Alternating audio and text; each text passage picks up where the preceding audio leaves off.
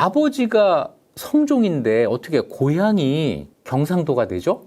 자, 이게 어떻게 되는 거냐면 종래혼을 한 공주들의 경우 공주면서 왕후가 되잖아요. 왕씨가 돼야 하는데 성을 누구 성을 따르느냐면 어머니의 성을 따라요. 아버지는 왕씨니까 어머니의 성을 따릅니다. 어머니가 누구냐면 이 선주 사람, 경상도 사람이었던 문화왕후 김씨예요. 그래서 현덕왕후는 왕씨라고 하지 않고 김씨라고 하게 되는 거고 어머니의 고향이 이 왕후의 고향이 되는 겁니다. 그래서 고향, 선주가 여기서 멀지 않으니 이런 말이 나오게 되는 거죠. 응용 문제 하나 낼까요? 왕씨와 왕씨가 결혼해서 낳은 그 공주가 왕후가 되면 그러면 성씨를 어떻게 할까요? 아버지가 아니라 어머니 성을 따라도 왕씨가 되잖아요. 그때는 할머니 성을 따르거나 할머니도 왕씨일 수가 있잖아요. 그때는 외할머니 성을 따르거나 해서 왕씨를 피합니다. 거의 근친혼에 가까운 종래혼을 하지만 왕후의 성씨를 밝힐 때에는 가까운 타성을 쓴다는 거죠. 그래서 현덕왕후는 김씨가 되는 거고 고향이 선주, 경상도 구미시 선산읍 여기가 되는 거고. 자, 그런데 여기가 멀지 않으니 보내는 것이 좋겠다. 파산역은 지금 공주 근처거든요. 충청남도 공주하고 경상북도 구미가 가까워요. 그런데도 멀지 않으니 그 정도도 멀지 않다. 그만큼 절박한 거예요. 그리 보내자. 그랬더니 지체문이 아니되옵니다. 전에 안 된다고 했잖아요. 그러니까 지체문이 한 번 안 된다고 한 거니까 그 일관성이 있는 거죠. 계속 안 됩니다. 그랬더니 현종이 형편이 부득이하다 하고는 끝내 이 왕후를 고향으로 보냅니다. 고향, 선주, 경상북도 구미시 선산읍 이리로 보내요. 자, 이제 왕후가 한 사람만 남은 거죠. 이 상태에서 계속 남쪽으로 내려가요. 왕이 여양현, 이거는 전라북도 익산시 여산면인데요. 여기에 머무르니 장졸들이 배반하려고 했다.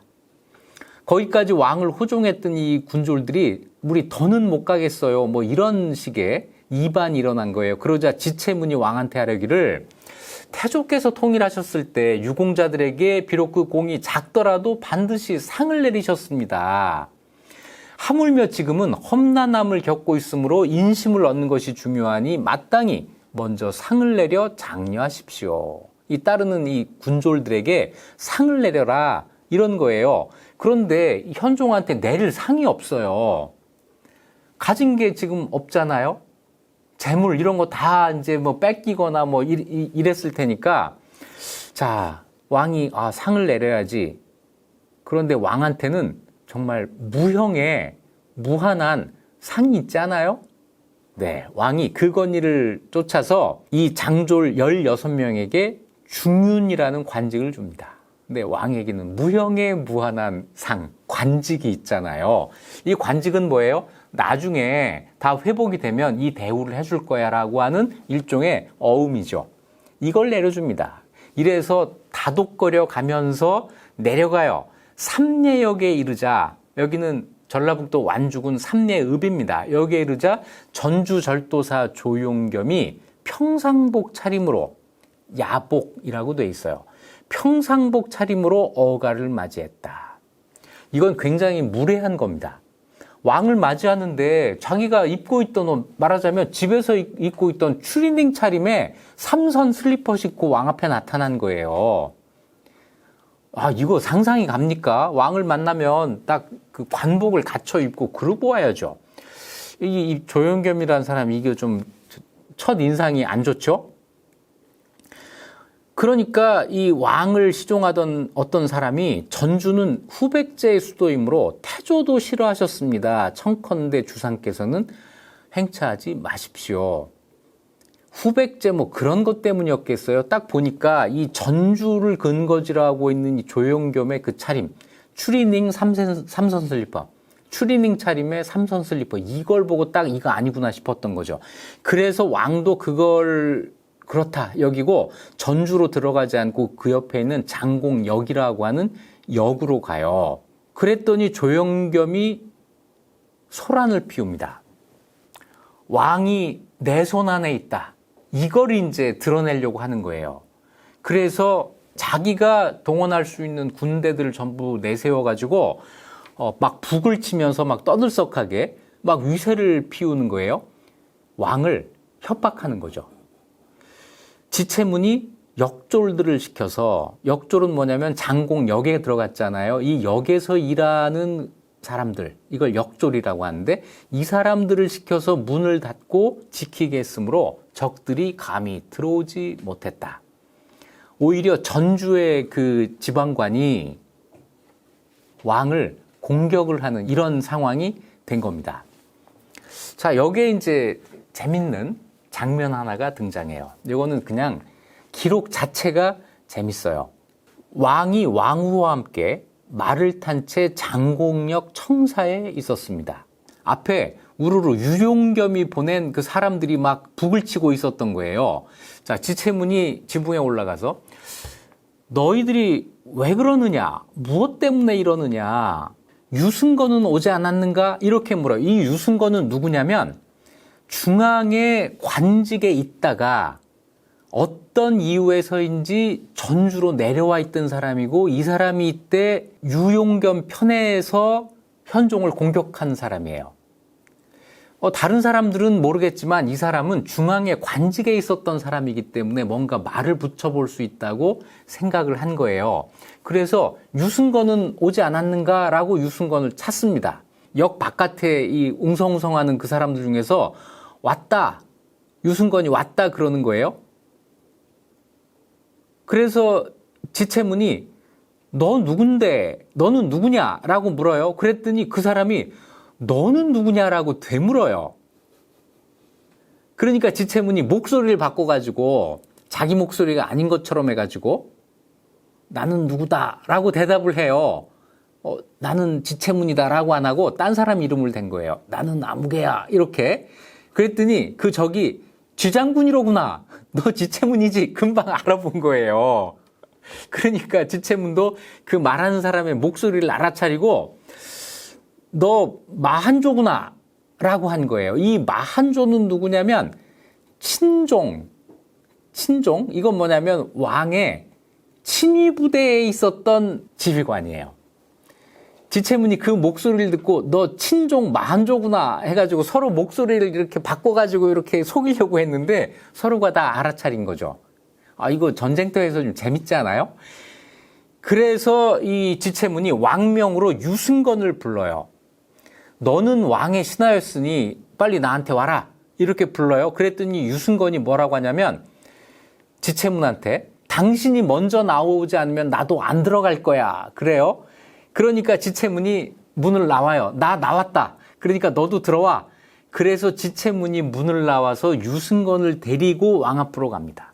그랬더니 유승건이 울면서 말하기를 오늘 일은 조용겸이 한 일이니 저는 알지 못합니다. 주상의 뜻을 받들어 조영겸을 불러오겠습니다. 라고 함으로 왕이 허락했다. 그래 나가서 저자를 데리고 와. 그랬더니 유승건은 나가자마자 도망쳐 버렸다. 왕이 명령을 해서 이 조영겸을 잡아오게 했다. 그들이 오자 여러 장수들이 그들을 죽이려 했으나 지체문이 꾸짖어 제지했다. 여기서 이러면 안 된다. 그래서 이 두 사람을 죽이지 않고 일을 시켜요. 어떤 일을 시키냐면 대명궁주, 그러니까 남아있던 한 사람의 왕후입니다. 이 사람의 말을 끌게 합니다. 왜 이 사람이 말을 끌게 하죠? 이 사람이 끌고 가면 말이 더 편안한가요? 아니죠. 더 안전하죠. 그 지역 사람이기 때문에 이 사람이 왕후의 말을 끌고 가게 되면 그 지역 사람들은 전부 이제는 안 대들기로 했구나. 이게 보여지는 거잖아요. 그래서 이 사람을 시켜서 말을 끌고 가게 하다가 전주로 돌려보냈다. 왜 돌려보내죠? 더 이상 가치가 없어지니까. 조영겸이라는 사람의 얼굴을 아는 지역에서 이제 이 말을 끌게 했다는 거예요. 자, 이 대명공주 현종의 두 번째 부인이 그래서 계속 동행하고 있었다고 하는 사실도 여기서 확인할 수가 있죠. 마침내 1월 13일 날 왕이 나주에 들어갑니다. 목적지가 나주였잖아요. 나주에 들어가요. 밤에 척후병이 잘못 보고해서 거란군이 당도했다고 보고를 한 거예요. 이게 잘못 오보입니다. 그러니까 왕이 크게 놀라서 아니 여기까지 왔는데 거란군이 쫓아왔다니 이건 정말 놀랄 일이잖아요. 그래서 바깥으로 달려 나와요. 그러니까 지체문이 아뢰기를 주상께서 밤중에 행차하시면 백성들이 놀라 혼란하게 되니 일단 궁 안으로 들어가십시오. 제가 염탐해서 알아본 뒤에 움직이셔도 됩니다. 라고 했다. 지체문이 바깥으로 나가서 살피는데 마침 통사사인 송균원이라는 사람이 하공진의 글을 가지고 와요. 그러니까 그 사이에 하공진이 거란 성종을 만났고 협상을 벌였고 그래서 어쩌고 하기로 다 이야기가 된 그 결과를 보냈는데 그게 이날 나주에 도착한 거죠. 하공진의 보고서가 있었고 또 하나는 뭐가 있었느냐면 거란 부마의 서한이 있었습니다. 거란 황제의 부마가 아마 소씨였겠죠. 아마 소배압 아닐까 싶은데요. 소배압이 이때 참전을 했단 말이에요. 이 소배압으로 보이는 그 부마의 서한이 이때 같이 와요. 자, 이제 지체문이 됐다 하면서 이들을 데리고 이제 왕한테 가니까 그때 비로소 왕이 하공진의 문서를 보고 거란군이 후퇴, 물러갔다는 사실을 알게 되었다. 거란군이 1월 11일 날, 그러니까 이런 그 일이 있기 이틀 전에 철수하기로 결정을 하고 철수를 시작을 했습니다. 이 사실을 이때 알게 됐다는 거죠. 그런데 그 부마의 서한도 같이 왔잖아요. 이거는 거란 글자를 해독하는 사람이 없어 그 내용을 끝내 알지 못했다. 네, 이게 뭐야? 이러고 그냥 자, 거란에서는 이 부마의 서한을 통해서 우리의 뜻을 잘 전했다라고 생각을 했겠지만 고려에서는 사실은 해독하지 못하고 그냥 버린 거예요. 옛날 외교는 이런 식입니다.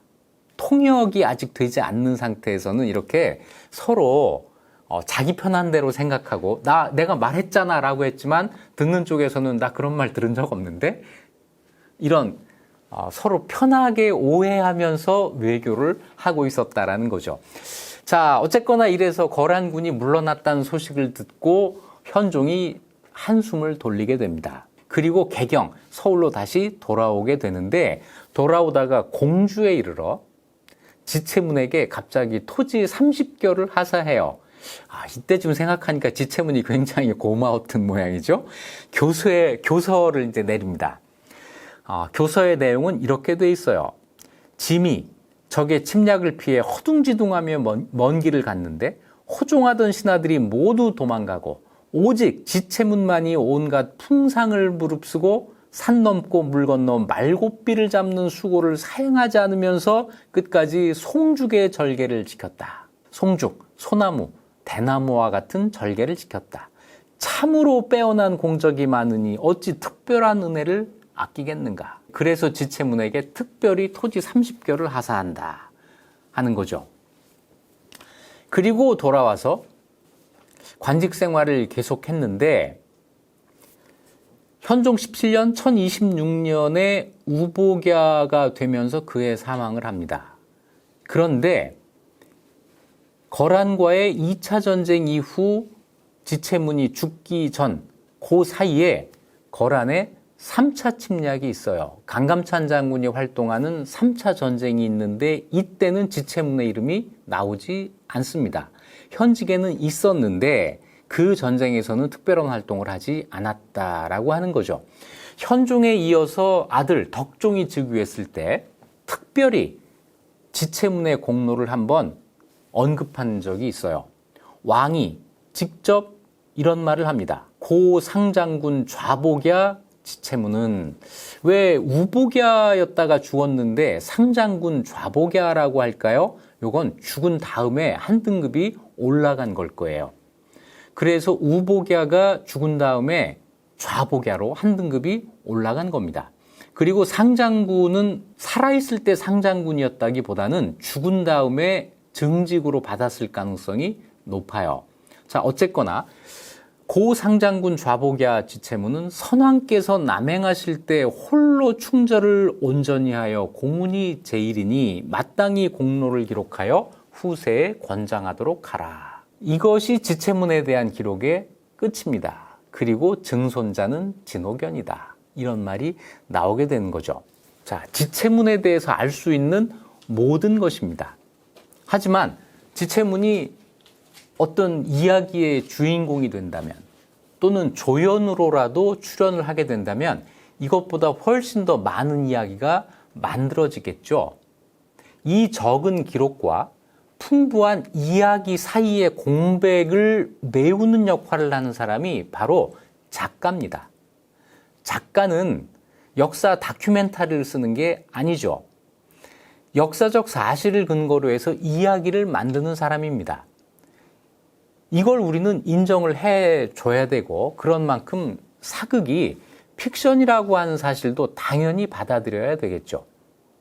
하지만 이 픽션을 만드는 작가는 어디까지가 알 수 있는 사실이고 어디부터는 우리가 알지 못하지만 창조할 수 있는 영역이라고 하는 이 점을 분명히 알고 있어야 할 겁니다. 그래야 아주 적게 남아있는 사실을 훼손하지 않으면서 풍부하고 재미있는 이야기를 만들 수 있겠죠.